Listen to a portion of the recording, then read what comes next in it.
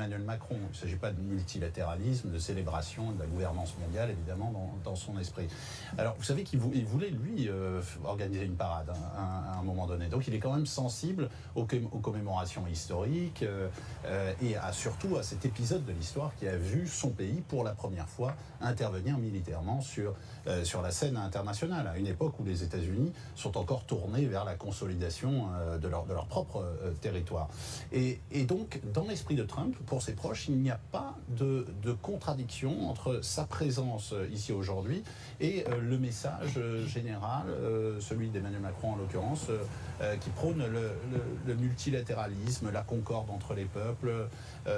Voilà, il pense qu'il est important d'être là aujourd'hui, pas au point d'aller au Forum pour la paix cet après-midi, et il n'y va pas. Alors, il ne faut pas y voir de signification politique, paraît-il, d'après son entourage encore une fois, mais il a choisi au même moment d'aller au cimetière de Suresnes pour commémorer le sacrifice des soldats américains. Regardez cette image très rare que vous découvrez, ce morceau d'autocar, les Champs-Élysées absolument déserts, de très nombreux membres des services secrets plus ou moins habilement dissimulés, et puis ce cortège que l'on aperçoit avec ces autocars. On le rappelle, hein, seuls 3 font bande à part, le Premier ministre israélien Benjamin Netanyahou, le président russe Vladimir Poutine et le président américain Donald Trump. Tous les autres sont là, en train de remonter les Champs-Élysées, 1500 mètres, un peu plus même, et ils vont donc remonter. Et Guillaume Debré n'est pas très loin. Guillaume, c'est à vous. Oui, vous le voyez, ce long cortège de bus qui remonte lentement les Champs-Élysées. Et vous imaginez évidemment que la sécurité est encore plus nerveuse après l'incident qui vient de se passer quand Donald Trump est passé devant nous.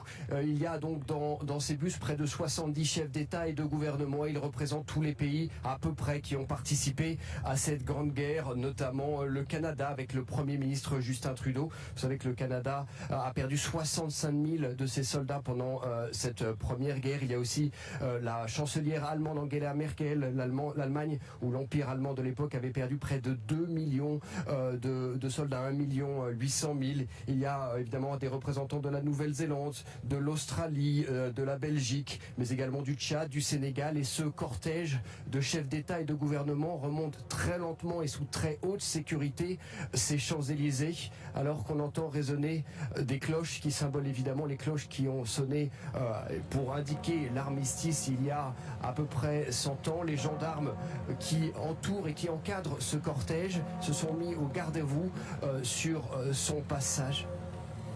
Guillaume, il est 11h01. Les cloches de Notre-Dame sonnent.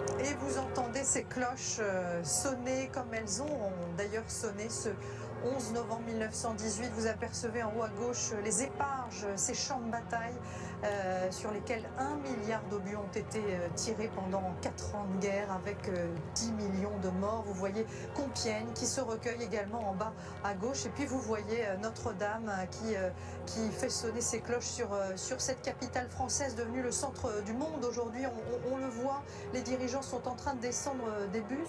Nicolas Offenstadt, ces cloches, elles ont résonné il y a un siècle tout juste.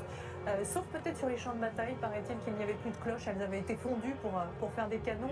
Mais quelle a été la réaction des Français? Elles ont sonné. Le chef de gare même de Retond raconte qu'il a demandé à des soldats, dès la nouvelle de la signature de l'armistice, d'aller faire sonner les cloches. Donc ça a été associé immédiatement pour les combattants avec la fin de la guerre. Donc c'était effectivement en résonance directe avec ce qui se passait à l'époque. Parce qu'il y a cet entre-deux, l'armistice est signé vers 5h15, 5h20 du matin et la rumeur se répand. On a signé l'armistice, on aurait signé l'armistice, mais l'armistice ne prend acte qu'à partir de 11h, très précisément. Oui, tout à fait. Et puis il faut imaginer ce que ça veut dire que la diffusion de l'information, il n'y a pas, vous l'aviez rappelé tout à l'heure, il n'y a pas les moyens d'aujourd'hui, donc on utilise tous les moyens possibles. Il y a de l'affichage, il y a les téléphonistes qui sont utilisés, il y a aussi évidemment les ravitailleurs. On utilise beaucoup les hommes, et on appelait ça les coureurs pendant la Grande Guerre. C'est eux qui distribuaient les messages en courant en quelque sorte entre les lignes. Donc tous les moyens sont bons pour diffuser les informations qui sont d'ailleurs, et ça c'est quelque chose de très important quand on lit les lettres des soldats du 11 novembre, ce qui domine souvent c'est l'incrédulité. Ils ont du mal à le croire, on en a tellement parlé de cette fin de guerre, on l'a tellement attendu, on ne sait pas si l'information est juste, donc on a aussi envie qu'elle soit confirmée. Et il y a ce sentiment finalement, est-ce que c'est vraiment possible que ce soit terminé? Est-ce que c'est vraiment une bonne information cette fois-ci? Est-ce que c'est pas une rumeur, comme il y en a eu tant? Et donc l'incrédulité est très présente dans la mentalité des soldats, d'où l'importance de tous ces moyens de communication pour l'annoncer, y compris les affiches. Et puis il y a ces morts, tous ces morts ont été inutiles, mais ceux qui sont morts quelques secondes, quelques instants avant le sont encore plus. Ceux qui sont morts à 10h58. Le dernier mort de la guerre, on dit que c'était un soldat canadien, George Price, mort à 10h58 le 11 novembre, même si les historiens ne sont pas forcément tous d'accord sur cette lecture. Et un responsable disait mourir le jour de l'armistice, c'est mourir 2 fois. C'est terrible. Oui, parce qu'en réalité, il semble que Foch ne sache pas jusqu'au dernier moment ce qu'allaient décider les Allemands, comment la négociation allait se terminer. Donc il avait donné comme ordre de continuer à se battre.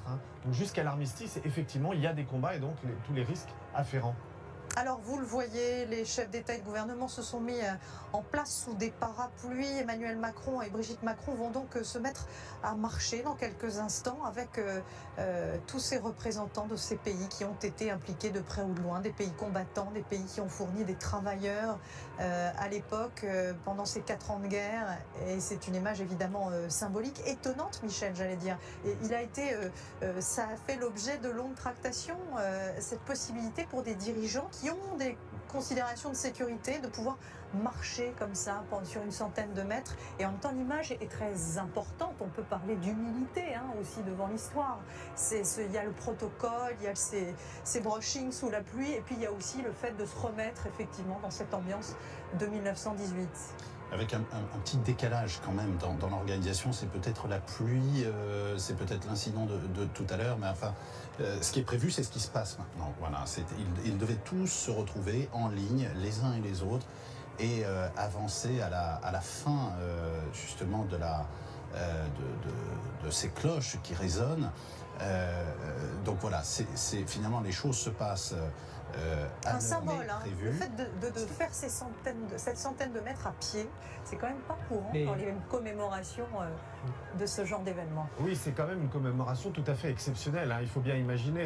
D'abord, l'événement lui-même est exceptionnel, c'est la fin de la guerre, c'est l'armistice, et donc rassembler tous les chefs d'État sous cette forme-là, avec cette solennité-là, c'est complètement inédit. Donc en ce sens, oui, et c'est vraiment un événement exceptionnel du point de vue de la mémoire de 14-18. Il y a rarement eu d'événement aussi solennel pour le marquer. Sauf erreur, Michel, la dernière fois qu'un aussi grand nombre de chefs d'État et de gouvernement étrangers étaient à Paris, c'était après les attentats de 2015. Absolument, oui. Et il s'était retrouvé là, alors d'une manière beaucoup plus spontanée. Sur les grands boulevards. Rapide, effectivement, pour aller rendre hommage aux victimes. Ça n'a pas été simple, effectivement, d'organiser cette journée. Jusqu'à la dernière minute, la dernière journée en tout cas. Et regardez le visage d'Emmanuel Macron, un visage extrêmement grave.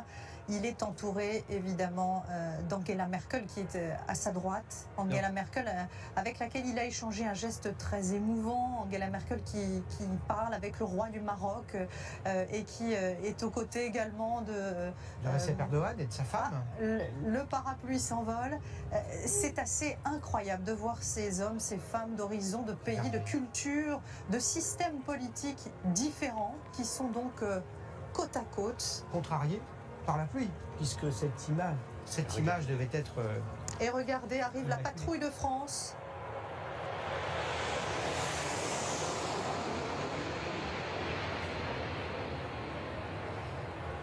La patrouille de France qui a donc survolé symboliquement cet arc de triomphe, alors que les chefs d'État et de gouvernement ne vont pas tarder à s'installer dans ces tribunes sous cette canopée.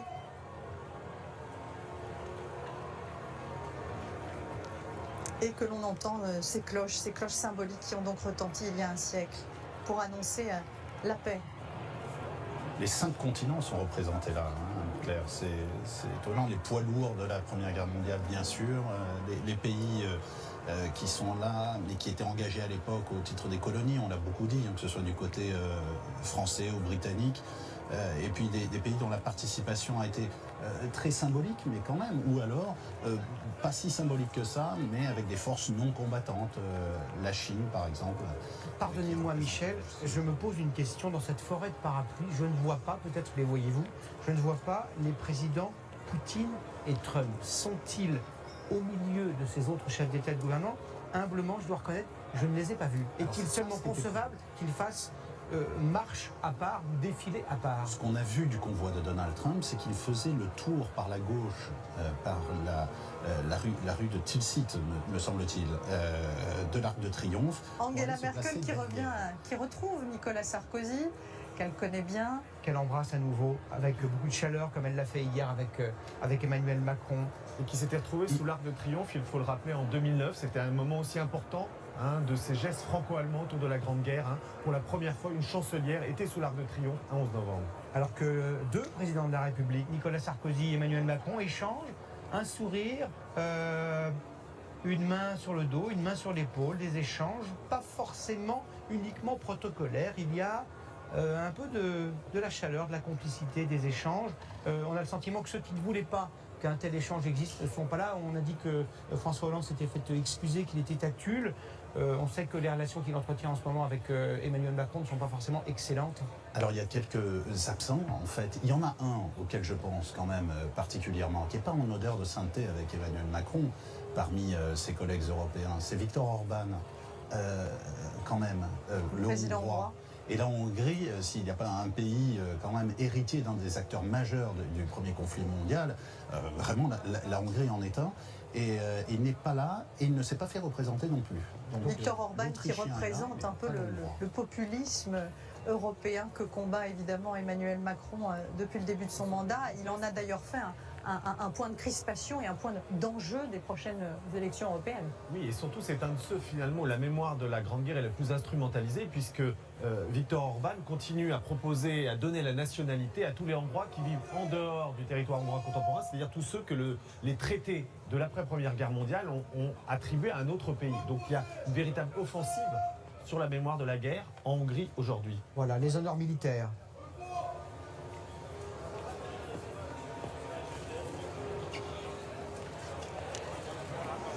Les honneurs militaires auxquels nous allons assister, qui ne sont pas à proprement parler, Michel, vous me le confirmez, ce n'est pas à proprement parler la cérémonie internationale, ce sont ces honneurs militaires que l'on rend aux soldats français tous les 11 novembre. La cérémonie va commencer dans quelques minutes, mais elle se subdivise en plusieurs épisodes, pourrait-on dire. Dans la conception de cette cérémonie, donc qui se prépare quand même depuis des mois, il était très important quand même d'écouter les militaires. Alors que vous voyez le convoi, vous vous posiez la question de Donald Trump, il arrive par l'arrière. Donc nous n'étions pas myopes. Le président Trump n'était pas là et il est vraisemblable que le président Poutine n'était pas là non plus. Exactement. Et le cérémonial se devait de rester quand même militaire pour l'essentiel. On y a ajouté le décorum international et effectivement toute une série de symboliques. Mais la colonne vertébrale de cette cérémonie, elle sera celle que vous pouvez... Alors précisément, ça fait débat ces dernières semaines, hein, Bénédicte Chéron. Hein. On ne voulait pas que cette cérémonie soit trop militaire. Les honneurs là, militaires qui vont être rendus, il ne s'agit pas tant d'écouter les militaires dans la composition des cérémonies, c'est simplement que effectivement les honneurs militaires... De rappeler tout un ensemble de faits historiques et de débats. Donc moi je ne suis pas du tout critique sur cette idée, c'était dit par d'autres invités du plateau, mais moi je crois qu'au contraire, l'effet pédagogique ne peut être que positif. Une nation qui interroge son passé, il ne faut pas que ce soit un espace public aseptisé, on l'a dit aussi, mais à partir du moment où on en débat, où on en discute, où c'est l'occasion de faire toute une pédagogie sur le passé, ça me paraît déjà, pour l'ensemble de la population, quelque chose de très utile, y compris pour nous. Voilà Donald Trump, qui arrive donc sous l'Arc de Triomphe, portant son parapluie avec son épouse à sa droite. Donald Trump, on l'avait dit, très impressionné il y a 1 an et demi par le 14 juillet, qui s'était même promis, peut-être avec un peu de légèreté, d'organiser un défilé militaire également aux États-Unis le jour de la fête nationale américaine, le 4 juillet, ce qui n'a pas eu lieu, ce qui n'aura sans doute d'ailleurs pas lieu. Voilà, le président américain qui serre la main d'Emmanuel Macron, de Brigitte Macron. Ce qui est très saisissant quand même, si je puis me permettre, c'est que dans ces cérémonies qu'on évoque, et vous posiez tout à l'heure la question de ce qui restera dans 20 ans, la continuité depuis un siècle, c'est cette tombe du soldat inconnu autour de laquelle se déroulent ces cérémonies qui évoluent de manière très nette au cours du siècle. Et c'est là que se trouve la continuité aussi. Mais il y a la rupture essentielle peut-être, et qu'il y a un siècle, jour pour jour, le président américain s'appelait Woodrow Wilson, l'inventeur, le co-inventeur, pourrait-on dire, de ce qu'on appelle aujourd'hui dans le jargon diplomatique le multilatéralisme, c'est-à-dire créer des instances multinationales pour apaiser les tensions, faire en sorte que les pays soient maîtres de leur propre destin, négocier, discuter, plutôt que de s'isoler, ce qui n'est pas exactement la plateforme politique de Donald Trump. Et le paradoxe, c'est que, vous l'avez dit, le concepteur, le premier initiateur, c'est ce président américain Woodrow Wilson, mais que les États-Unis n'ont pas adhéré à cela immédiatement. Les États-Unis n'ont jamais adhéré. Pas ratifié le traité à la de SDN. Versailles, et ils n'ont pas joint ou plutôt ils ont quitté immédiatement la SDN, ce qui ne les a pas empêchés, nous disait-on encore une fois dans l'équipe de Donald Trump l'autre jour, de prendre leurs responsabilités dans l'histoire par la suite. Regardez cette photo, je n'ose dire photo de famille, regardez ce plan, cette image. Je ne sais pas où est le monde entier, le monde pratiquement entier est là, rassemblé, presque silencieux, dans l'attente des derniers invités. Quel est votre pari, Anne-Claire? Alors, Vladimir Poutine. Il ne reste que 2. Donc, je n'ai pas vu Benyamin Netanyahou, donc c'est ou Benyamin Netanyahou ou Vladimir Poutine. Je pense que c'est Vladimir Poutine. Voilà, Vladimir Poutine accueilli par le Premier ministre, Édouard Philippe.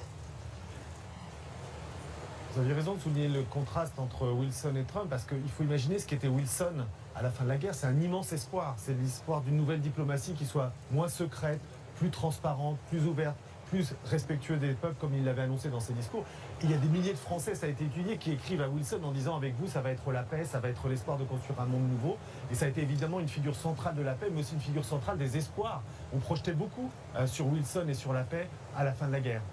Ce qui est fascinant aussi, on y reviendra, j'imagine, au cours de cette cérémonie, c'est que chacun des grands de ce monde, Angela Merkel, Vladimir Poutine, Donald Trump, a un lien familial direct avec la guerre.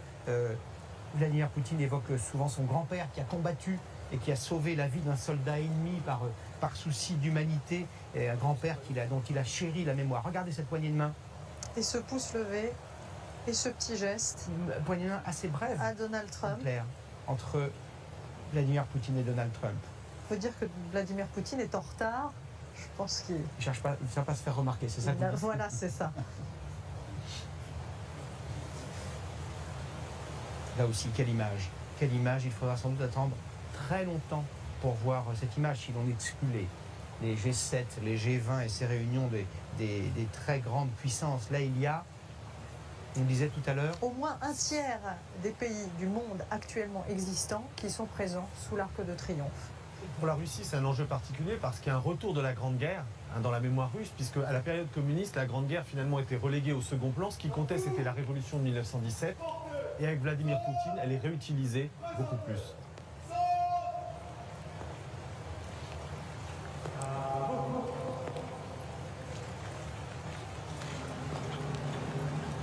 Et c'est donc la cérémonie française militaire qui va commencer à présent. Avec un peu de retard, Anne-Claire, d'ailleurs. Hein.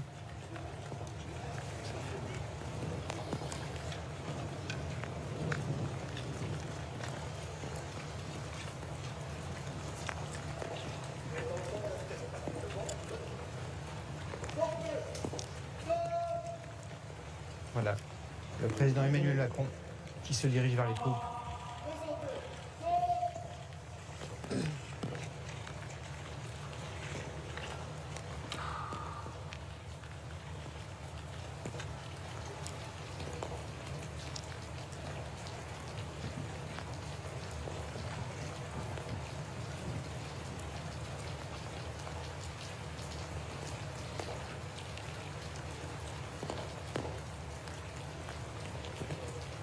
Emmanuel Macron qui rappelait il y a quelques semaines que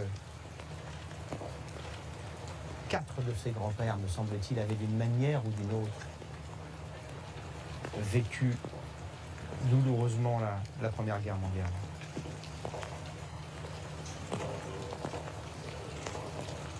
Un salut au Premier ministre Édouard Philippe, à la ministre de la Défense, Florence Parly.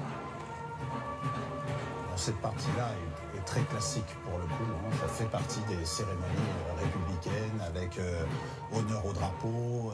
On ne déroge pas à la règle, bien qu'on ait tous ces invités étrangers. Il y a un protocole très classique là, qui va être respecté.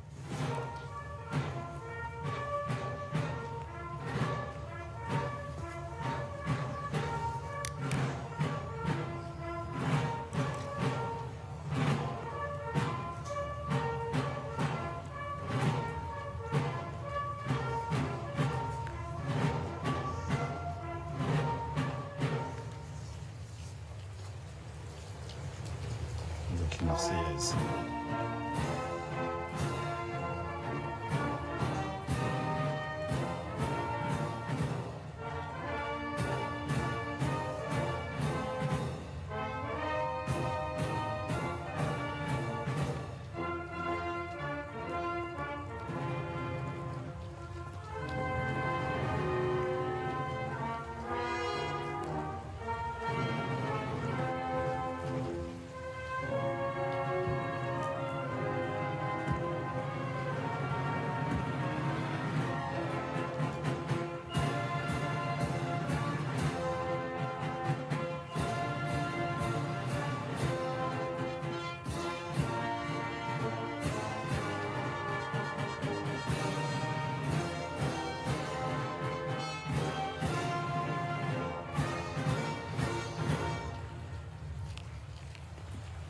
Voilà donc pour cette Marseillaise, j'allais dire pour cette première Marseillaise, car il y en aura sans doute une autre.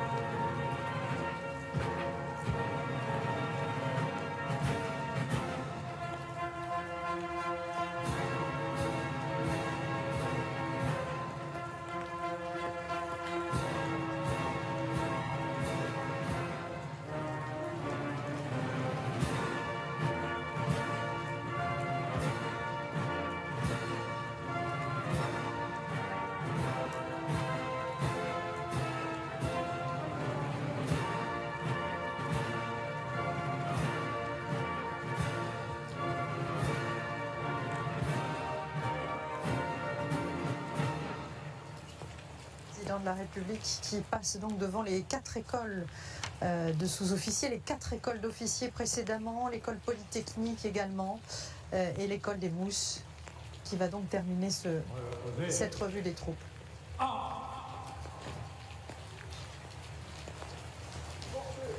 Recours. Garde à vous.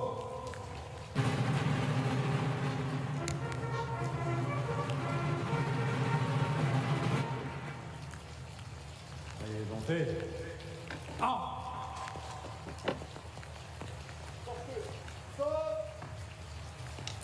Adjudant Émilien Mougin, mort pour la France.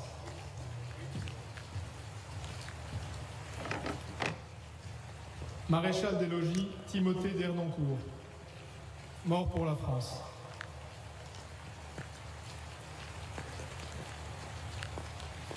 Caporal Bogus Pochilski, mort pour la France.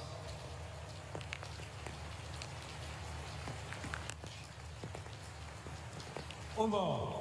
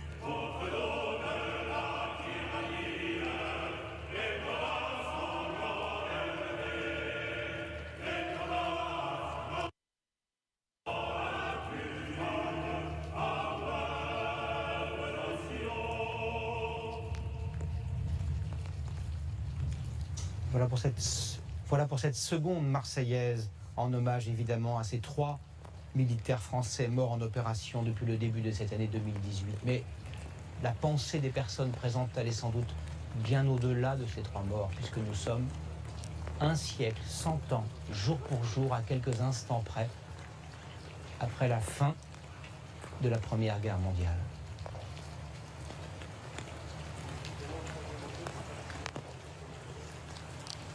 Et vous voyez à l'image les anciens combattants. Emmanuel Macron qui s'est aussi arrêté un instant devant la tribune avec les membres des familles, des soldats français.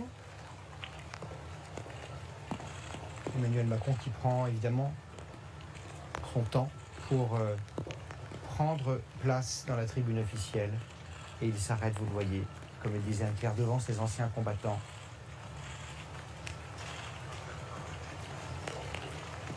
Les anciens combattants qui font vivre tous les jours cette flamme de la tombe du soldat inconnu, puisque ce sont ces associations qui se relayent tous les soirs à 18h30 pour raviver cette flamme éternelle sous cet arc de triomphe vers lequel le chef de l'État se dirige donc maintenant pour la partie internationale cette fois de cette cérémonie de 2018. Cette flamme, je parle sous le contrôle de Nicolas Offenstadt et de Bénédicte Chéron. Le soldat inconnu a été, pourrait-on dire, isolé en 1920, mais la flamme, je crois, ne date que de 1923, c'est cela? Tout à fait, c'est le militantisme des anciens combattants qui ont voulu faire renforcer encore le symbole du soldat inconnu.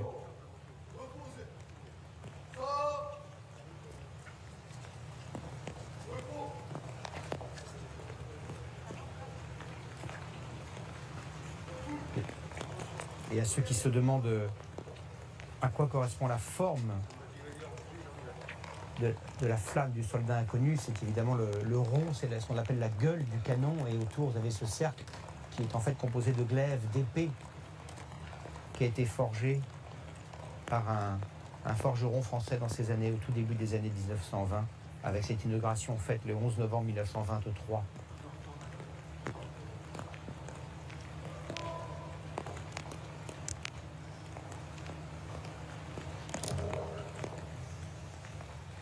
Je vous le rappelle tout à l'heure, des lycéens, 5 lycéens, liront des lettres de soldats de 1914.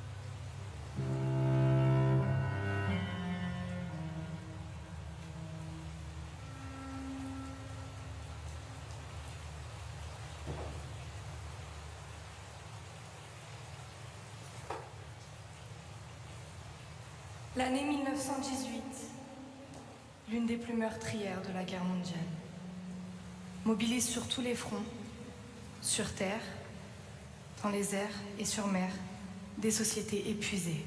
Les soldats de tous les continents se battent et meurent par milliers. Le 11 novembre, à 11h, résonnent le clairon et les cloches qui annoncent l'armistice. Un tournant majeur vers la paix. Dans leurs carnets et leurs correspondances, les femmes et les hommes, à l'arrière comme au front, témoignent de ce jour. Adjudant Roumiguière, soldat français du 243e régiment, 7 novembre 1918. Est-ce que je rêve? Le bruit court avec persistance. Est-il vrai qu'à l'heure qu'il est, l'armistice avec l'Allemagne a été conclu? Je suis tellement content que j'ai peine à croire que cette nouvelle soit vraie. Dès que je me rends compte de mon bonheur, je pense à mon frère et à ma sœur, victimes l'un comme l'autre de la guerre. Mes yeux se brouillent. Vendredi 8 novembre. Hier, je croyais que la guerre n'était plus qu'un vieux cauchemar. Aujourd'hui, je me rends compte que je me faisais des illusions. La lutte va continuer. On va brûler de la poudre et verser encore du sang. Le 11 novembre 1918. Plus que jamais, je suis convaincu que la guerre est enfin finie. Les armes sont déposées. On ne les reprendra pas.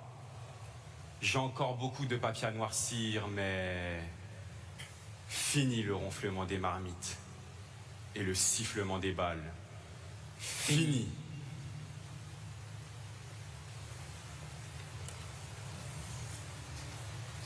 Testimony of a British soldier. Charles Neville, artillery officer. Officier d'artillerie, mes chers parents, aujourd'hui, quelle magnifique et merveilleuse journée. La nouvelle de l'armistice nous est parvenue à 9h30 ce matin. En 10 minutes, il m'a fallu organiser un détachement pour un grand défilé sur la place de Mons. J'ai attrapé tous les hommes que j'avais sous la main. Les rues débordées de civils fous de joie. Ils nous acclamaient, nous jetaient des fleurs et se comportaient avec l'insouciance qui caractérise les étrangers. Partout, de la rue à la place, un embrasement de couleurs, rouge, blanc et noir, bien sûr, le drapeau belge, mais aussi l'Union Jack, tous les drapeaux alliés possibles et imaginables, à vrai dire. Ku Ching Chin, traducteur. Témoignage écrit depuis un dépôt de Rouen. 忽闻教堂钟声，工厂汽笛声，以及场外欢呼声，与歌唱声 Des usines se mirent à rugir et des cris et des chants joyeux. 旧账条约已签订， La fin de la guerre était 从 annoncée. 此可以终止 C'était alors le 11 novembre 1918. 永久不忘之 La date est gravée dans ma mémoire pour toujours. 逝世个体工作 À 11 heures, 个体仗势字11 les 点 armes 一律停止， et le travail se sont 与反 arrêtés 映武 partout. 伤后乃 Je 至 voudrais 出 voir 外， de mes 寓意 propres 光 yeux 当日法神庆 comment 祝 les 休 Français 战之 célébraient 盛况。 l'armistice. 待行至街世间，一人山人 Dans la 海， ville, c'était déjà une marée humaine. 老幼 Hommes et femmes, 军士 jeunes et vieux, 各 soldats 自 et 人 civils, 种混在一 des 起， gens de toutes les 互 couleurs de 相 peau 握手， marchaient 时或唱 ensemble, 歌，时或欢呼， main dans la main, 在万声欢呼歌唱之中， chantant, 竟有哭泣者，此时喜极而泣之表现， acclamant. 激情不自禁之快乐，自非言语所可形容此种种狂欢之壮也。 Tous bilingues, tous élèves en première ou seconde.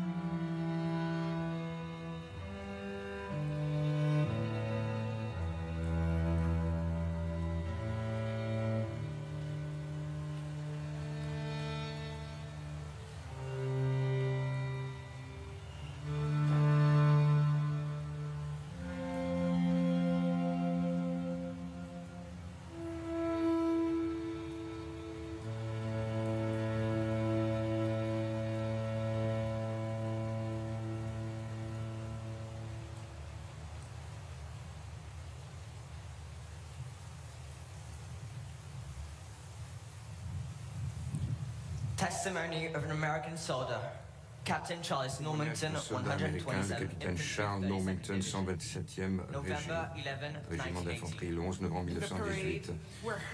Des centaines de milliers de soldats venus des États-Unis, d'Angleterre, de Canada, de France, d'Australie, d'Italie et des colonies ont pris part au défilé. Des Françaises se pendaient au bras des soldats, certaines en larmes, d'autres riant aux éclats. Chaque fille exigeait un baiser de chaque soldat qu'elle croisait. Je n'aimerais être nulle part ailleurs qu'à cet endroit précis aujourd'hui. De nombreux couples de personnes âgées françaises m'ont abordé en pleurant comme des enfants, me disant « Vous, extraordinaires Américains, vous avez fait cela pour nous. » J'espère seulement que les soldats qui sont morts pour cette cause regardent le monde aujourd'hui. Le monde entier doit ce moment de joie réelle aux héros qui ne sont pas ici pour en profiter. Erich Maria Remarque, deutscher Soldat. Der Krieg ist zu Ende. In einer Stunde sollen wir abziehen. La guerre est finie et dans 1 heure, nous allons partir. Jamais nous n'aurons à revenir ici. Une fois partis, ce sera pour toujours. Es ist ein sonderbarer Moment. C'est une minute Wir stehen inouïe. beieinander und sehen nach Debout vorn. les uns à côté des autres, nous regardons au loin. Un brouillard léger rampe sur le sol et nous distinguons parfaitement la ligne des entonnoirs et des tranchées. Le paysage uniformément gris s'étend devant nous. Ces éléments d'un monde effrayant Und ein schweres Leben. et d'une vie implacable. Und jetzt Et maintenant, bleibt es ohne tout cela va weiteres rester zurück, en arrière wenn wir die simplement, Füße vorwärts setzen. s'évanouit derrière Es nous, versinkt peu à Schritt peu, für Schritt hinter uns. au rythme de nos pas. Und in einer Dans Stunde ist 1 es heure, weg. tout aura als wäre disparu es et nie disparu au point qu'on pourrait croire que cela n'a jamais existé. Wer kann das Comment begreifen? comprendre? Et nous, Da qui stehen sommes là, que, und sollten lachen qui devrions rire und et hurler de joie, und nous haben n'éprouvons doch ein qu'une flaues vague Gefühl. pesanteur à l'estomac.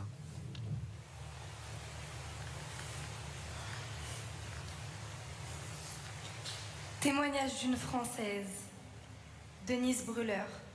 Lettre adressée à son fiancé, Pierre Fort. Mon Pierre, ardemment chéri, au même instant où je vous écris, dans votre lointaine forêt d'Alsace, vous apprenez l'immense nouvelle. Ici, les cloches sonnent à toute volée. Je suis malade de bonheur. Je ne peux écrire. De joie, je sanglote désespérément. Jamais, jamais je ne pourrai vous dire l'émotion et le délirant enthousiasme de cette première journée d'armistice. Le bouleversement jusqu'au tréfonds de son être et cette pensée incroyable qu'aucun homme ne tombera plus, que l'étendue immense du front est silencieuse. Rien que du silence.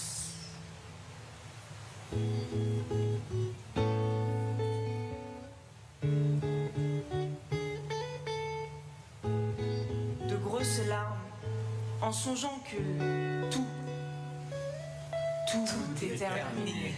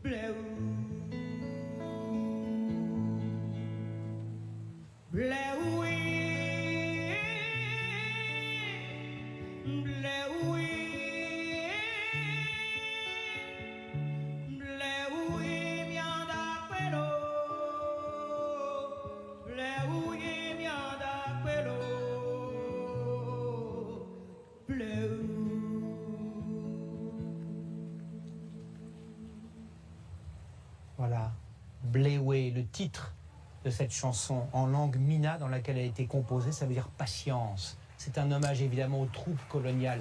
800 000 soldats. 800 000 soldats qui se sont battus pendant la Première Guerre mondiale. 57 000 morts, 14 000 disparus.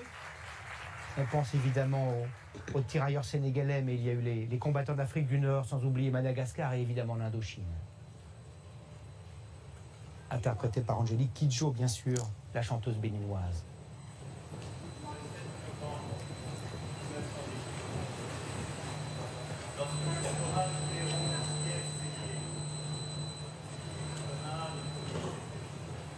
Alors que le président de la République commence son allocution, mais rien ne saurait être parfait, même en ce jour anniversaire. Le micro initialement prévu est en panne. Le 7 novembre 1918, lorsque le caporal Clairon Pierre Sellier de la sonnerie aux morts, avant que les cloches ne répandent la nouvelle à la volée dans tout le pays. Le 11 novembre 1918, à 11 h du matin, il y a 100 ans, jour pour jour, heure pour heure, à Paris comme dans toute la France, les clairons ont retenti et les cloches de toutes les églises ont sonné. C'était l'armistice. C'était la fin de 4 longues et terribles années de combats meurtriers. L'armistice, pourtant, n'était pas la paix. Et à l'Est, pendant plusieurs années, d'effroyables guerres se poursuivirent. Ici, ce même jour, les Français et leurs alliés ont célébré leur victoire. Ils s'étaient battus pour leur patrie et pour la liberté. Ils avaient consenti pour cela tous les sacrifices et toutes les souffrances. Ils avaient connu un enfer que nul ne peut se représenter. Nous devrions prendre un instant pour faire revenir à nous cet immense cortège de combattants où défilent des soldats de la métropole et de l'Empire, des légionnaires et des garibaldiens, avec des étrangers venus du monde entier, parce que la France représentait pour eux tout ce qu'il y avait de beau dans le monde. Avec les ombres de Peugeot, premier tombé, et de Trébuchon, dernier mort pour la France 10 minutes avant l'armistice, voici l'instituteur Kléber Dupuis, défenseur de Douaumont, Apollinaire, Blaise Sandras, au régiment de marche de la Légion étrangère, les soldats des régiments basques, bretons ou marseillais, le capitaine de Gaulle, que personne alors ne connaissait, Julien Green l'Américain, à la porte de son ambulance, Monterland et Giono, Charles Péguy et Alain Fournier, tombés dans les premières semaines, Joseph Kessel, venu de Ronbourg en Russie, et tous les autres, qui sont les nôtres, auxquels plutôt nous appartenons, et dont on peut lire les noms sur chaque monument, des hauteurs solaires de la Corse aux vallées des Alpes, de la Sologne aux Vosges, de la pointe du Raz à la frontière espagnole. Oui, une seule France, rurale et urbaine, bourgeoise, aristocratique et populaire, de toutes les couleurs, où le curé et l'anticlérical ont souffert côte à côte et dont l'héroïsme et la douleur nous ont fait. Durant ces 4 années, l'Europe manqua de se suicider. L'humanité s'était enfoncée dans le labyrinthe hideux d'affrontements sans merci, dans un enfer qui engloutit tous les combattants, de quelque côté qu'ils soient, de quelque nationalité qu'ils soient. Dès le lendemain de l'armistice, commença le funèbre décompte des morts, des blessés, des mutilés, des disparus. Ici, en France, mais aussi dans chaque pays, les familles, pendant des mois, attendirent en vain le retour d'un père, d'un frère, d'un mari, d'un fiancé. Et parmi ces absents, il y eut aussi ces femmes admirables, engagées auprès des combattants. 10 millions de morts, 6 millions de blessés et mutilés, 3 millions de veuves, 6 millions d'orphelins, des millions de victimes civiles, 1 milliard d'obus tirés sur le seul sol de France. Le monde découvrit l'ampleur de blessures que l'ardeur combattante avait occultées. Aux larmes des mourants succédèrent celles des survivants. Car sur ce sol de France, le monde entier était venu combattre. Des jeunes hommes de toutes les provinces et de l'outre-mer, des jeunes hommes venus d'Afrique, du Pacifique, des Amériques et d'Asie, sont venus mourir loin de leur famille, dans des villages dont ils ne connaissaient pas même le nom. Les millions de témoins de toutes les nations racontèrent l'horreur des combats, la puanteur des tranchées, la désolation des champs de bataille, les cris des blessés dans la nuit, la destruction de campagnes florissantes où ne subsistait plus que la silhouette calcinée des arbres.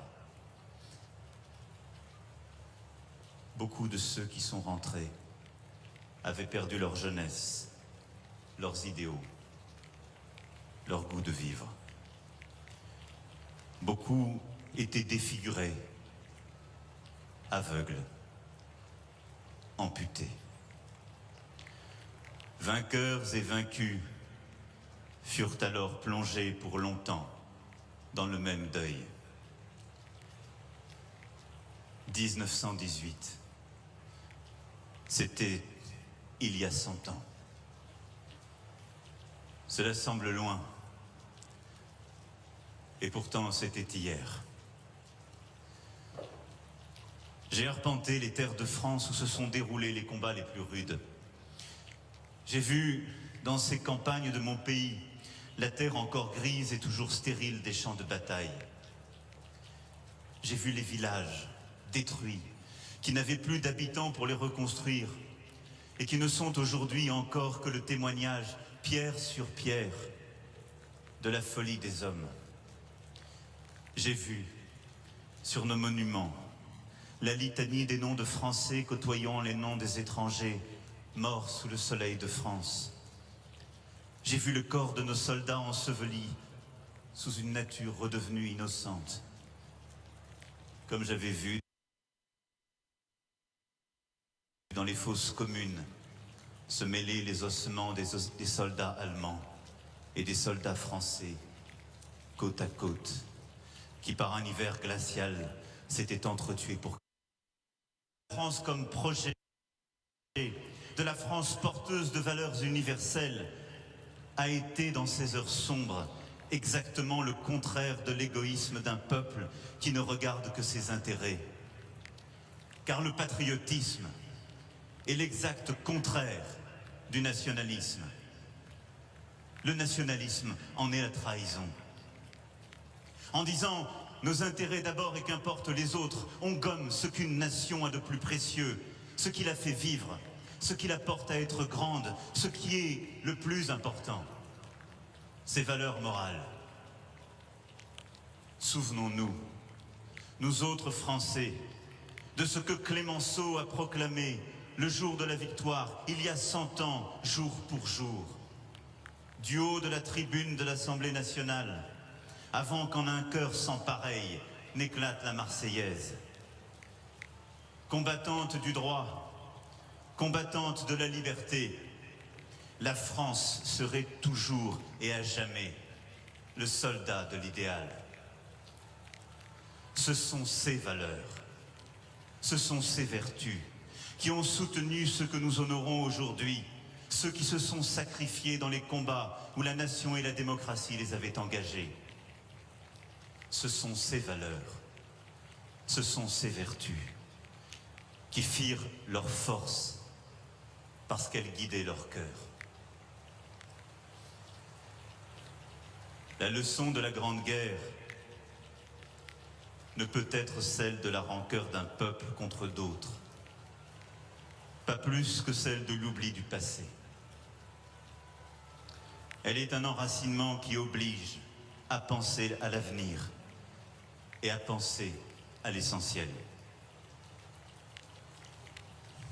Dès 1918, nos prédécesseurs ont tenté de bâtir la paix. Ils ont imaginé les premières coopérations internationales. Ils ont démantelé les empires, reconnu nombre de nations et redessiné les frontières. Ils ont même rêvé, alors, d'une Europe politique. Mais l'humiliation, l'esprit de revanche, la crise économique et morale ont nourri la montée des nationalismes et des totalitarismes. La guerre, de nouveau, 20 ans plus tard, est venue ravager les chemins de la paix. Ici, aujourd'hui, peuple du monde entier, sur cette dalle sacrée, sépulture de notre soldat inconnu, ce poilu anonyme, symbole de tous ceux qui meurent pour la patrie. Voyez tant de vos dirigeants rassemblés. Chacun d'eux mène à sa suite sa longue cohorte des combattants et des martyrs issus de son peuple. Chacun d'eux est le visage de cette espérance pour laquelle toute une jeunesse accepta de mourir. Celle d'un monde enfin rendu à la paix, d'un monde où l'amitié entre les peuples l'emporte sur les passions guerrières, d'un monde où la parole des hommes doit parler plus fort que le fracas des armes, où l'esprit de conciliation l'emporte sur la tentation du cynisme, où des instances et des forums permettent aux ennemis d'hier d'engager le dialogue et d'en faire le ciment de l'entente, le gage d'une harmonie enfin possible. Cela s'appelle, sur notre continent, l'amitié forgée entre l'Allemagne et la France, et cette volonté de bâtir un socle d'ambition commune.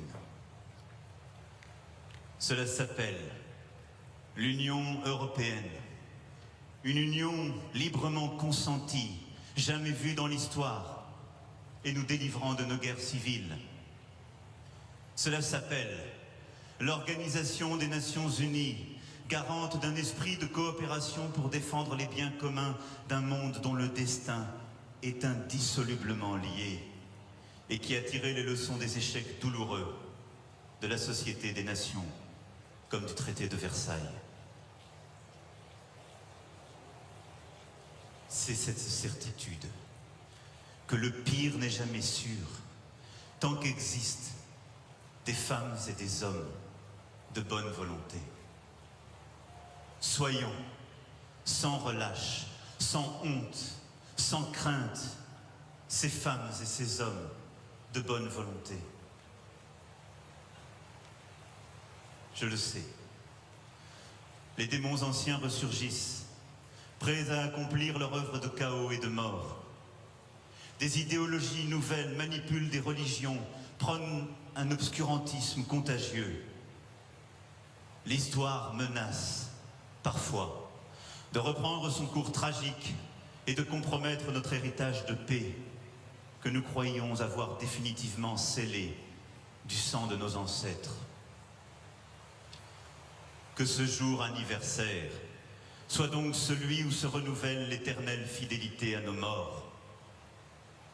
Faisons, une fois de plus, ce serment des nations de placer la paix plus haut que tout, car nous en connaissons le prix, nous en savons le poids, nous en savons les exigences.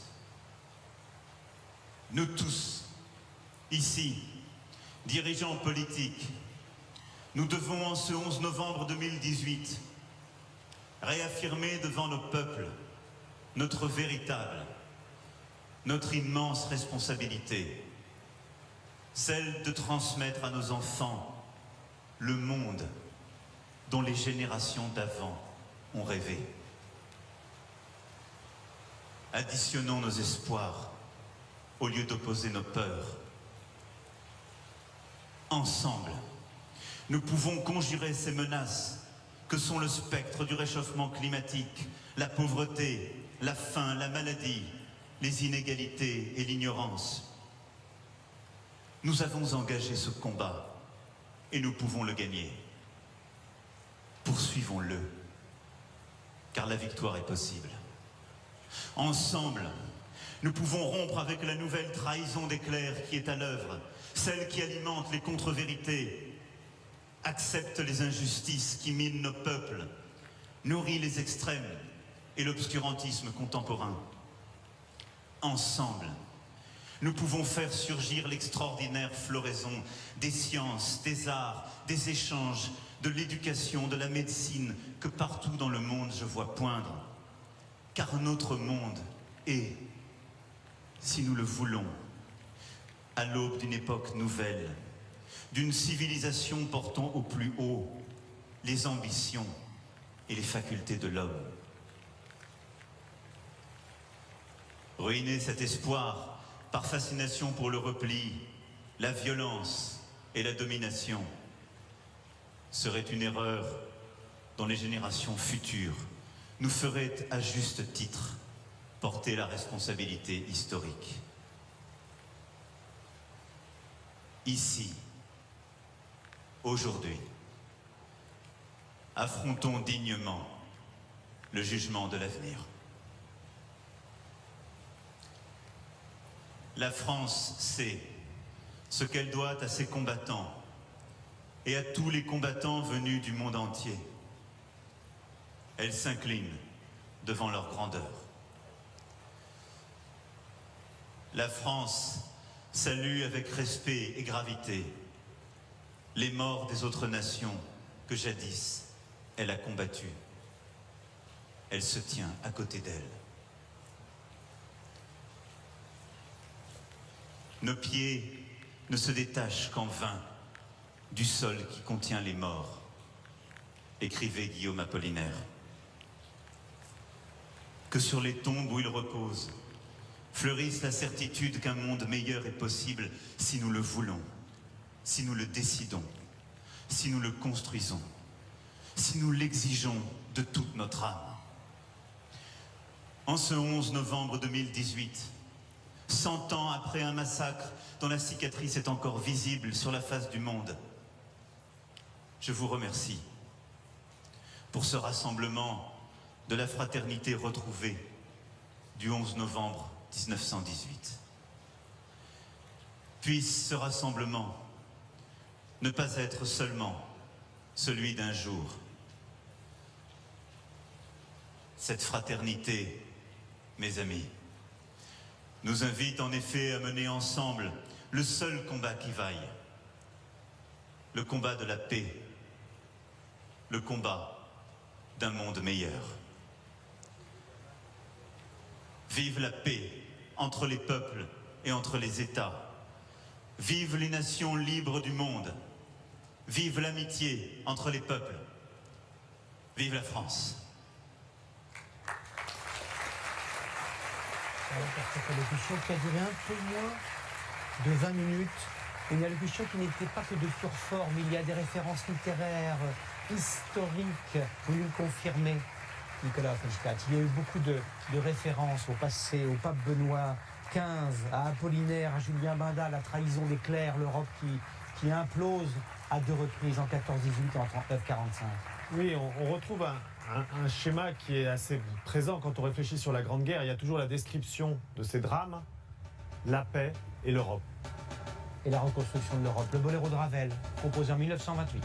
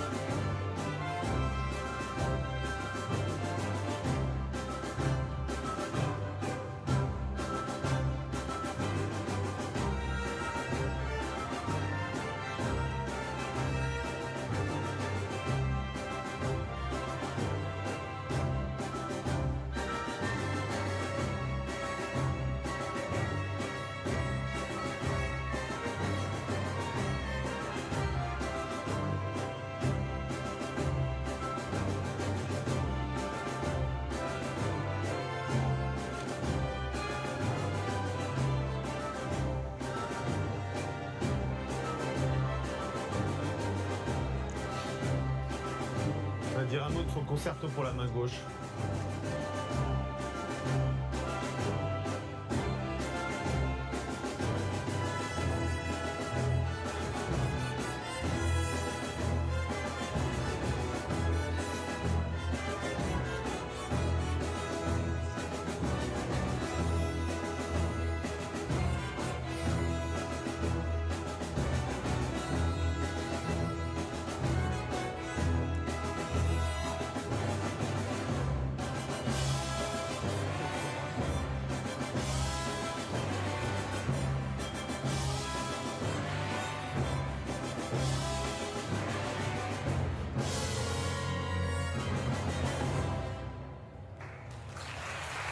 Et voilà pour ce formidable boléro de Ravel, interprété par l'Orchestre des Jeunes de l'Union Européenne. Double symbole.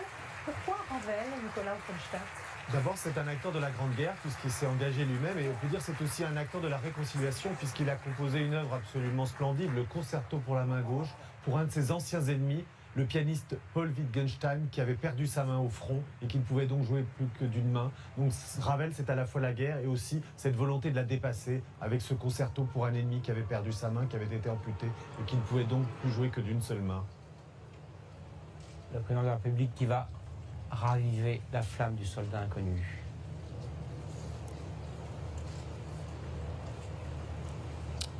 Et c'est le général Bruno Darry, qui est l'ancien gouverneur militaire de Paris, qui lui a remis le glaive.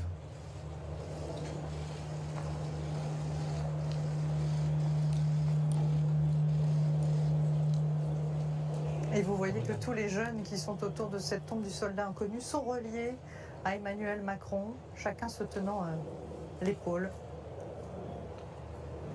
Ces jeunes qui ont été remarquables tout à l'heure dans leur lecture de ces lettres de poilus, de travailleurs chinois.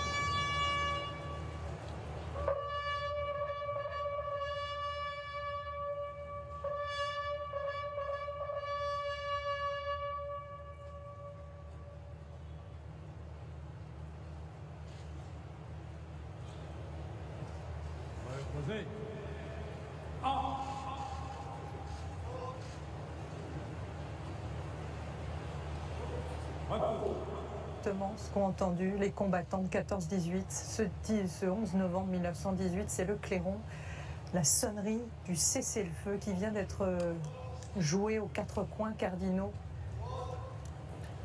de cet arc de triomphe.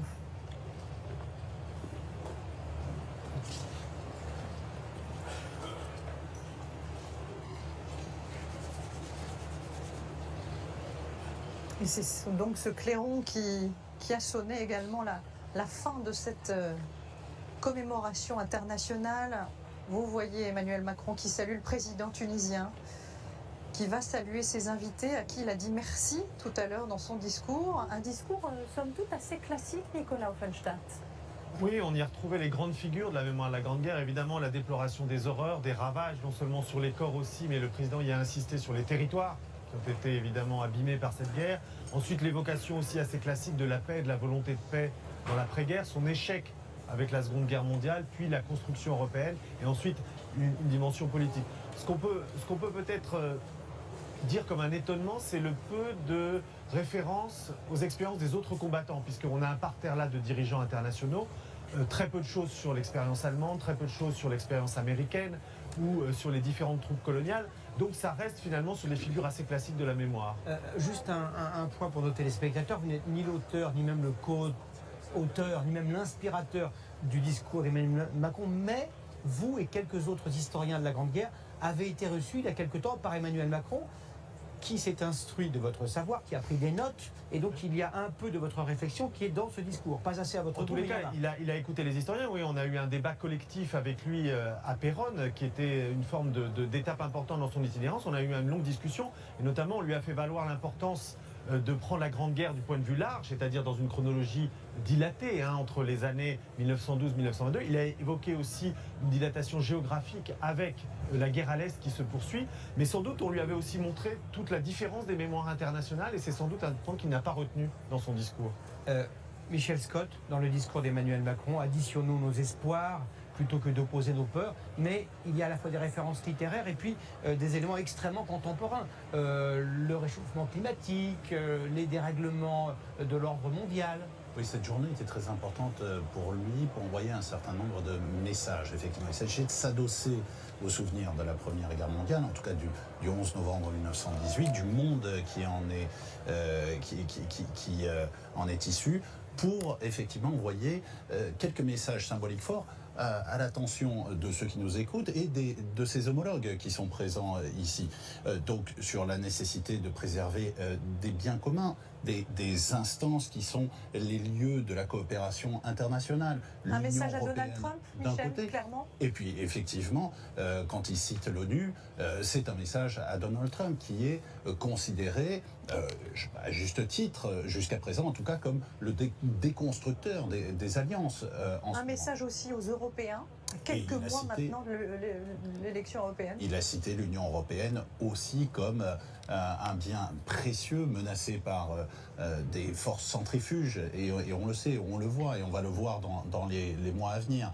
Donc ça, c'était des messages importants qui va prolonger d'ailleurs cet après-midi lors de ce forum pour la paix, auquel la plupart de ces participants-là vont se joindre, sauf Donald Trump, qui effectivement ne sera pas présent, mais même Vladimir Poutine sera là cet après-midi.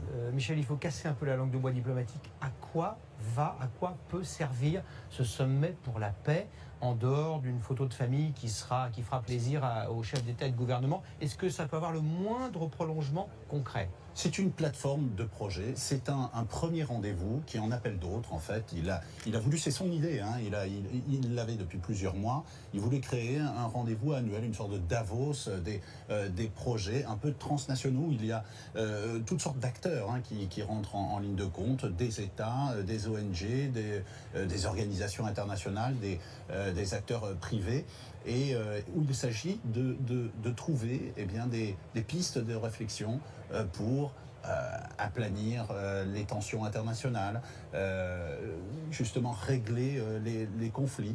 Il y a toute une série comme ça d'idées qui sont censées émerger parce qu'il faut réinventer le monde d'aujourd'hui en fait. Et d'ailleurs, il en avait parlé à New York lors de son discours devant l'Assemblée Générale des Nations Unies, et c'est ce qu'il fait là. Alors on va tout de suite retrouver une de nos envoyées spéciaux, Amandine Atalaya. Vous êtes effectivement dans les parages de cet arc de triomphe où les chefs d'État et de gouvernement ne vont pas tarder à remonter dans ces bus. Quel est le programme dans les heures qui viennent ? Eh bien, une partie de ces chefs d'État va maintenant se diriger dans ces bus vers l'Elysée où Emmanuel Macron attend 130 convives pour un déjeuner. Et Donald Trump et Vladimir Poutine vont d'ailleurs assister à ce déjeuner alors qu'un peu plus tôt, on l'a vu, ils n'ont pas participé à la marche commune des chefs d'État pour remonter vers l'Arc de Triomphe. Ils ont retrouvé le reste des dirigeants directement sous la canopée. Ici, en tout cas, il y a eu une concentration absolue vraiment de tous les invités pendant toute la cérémonie. Pas un mot, pas un bruit, des applaudissements simplement ont retenti à 3 reprises après la chanson d'Angélique Kidjo, après le boléro de Ravel, après également l'allocution d'Emmanuel Macron. Et là, doucement, eh bien, les invités témoignent, discutent entre eux de ce qu'ils ont ressenti pendant cette cérémonie très émouvante. Merci beaucoup Amandine. Un point de détail et d'étiquette alors qu'on voit le président américain Donald Trump à l'instant et la chancelière allemande Angela Merkel. Un point d'étiquette au menu, vous savez, Nicolas Offenstadt, d'où proviennent les produits qui vont être servis. Les pommes de terre viennent de la Somme, bien évidemment au menu de l'Elysée. De quelle autre région pouvait-elle venir? La bataille de la Somme. Et le chef de l'Elysée a dit que c'était évidemment pas un hasard.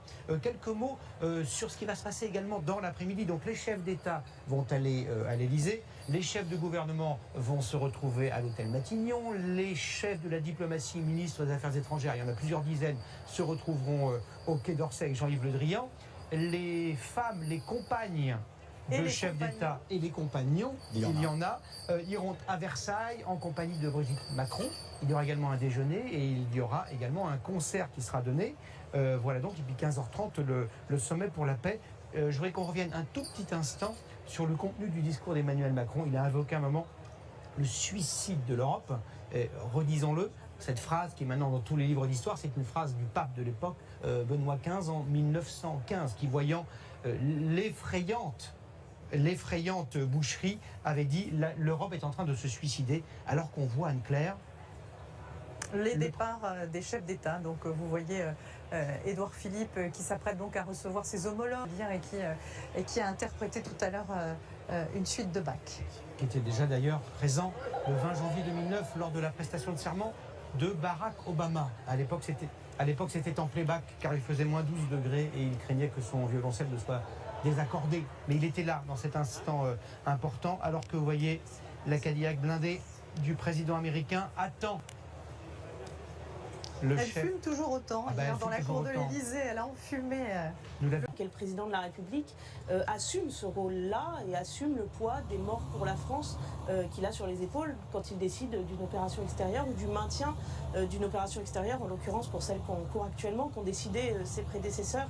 Et dans ce 11 novembre, on entre aussi cette dimension-là, on l'a un peu oublié parce que pendant quelques décennies, les figures combattantes françaises contemporaines du temps présent sont sorties de nos représentations collectives, mais les opérations extérieures depuis la fin de la guerre d'Algérie, c'est plus de 600 morts, plus de 600 soldats morts au combat, au feu. Alors évidemment, par rapport aux chiffres de la Première Guerre mondiale, on a l'impression que c'est dérisoire, mais ça ne l'est jamais. Et les chefs de l'État portent aussi cette responsabilité-là sur les épaules. Un tout instant, je vous donne la parole dans un instant, Nicolas Offenstadt. Je voudrais qu'on retrouve tout de suite Amandine Atalaya. Amandine, vous êtes à côté d'élèves de l'École nationale d'administration. Le nom de la promotion à laquelle ils appartiennent est vraiment d'actualité aujourd'hui. Tout à fait, le nom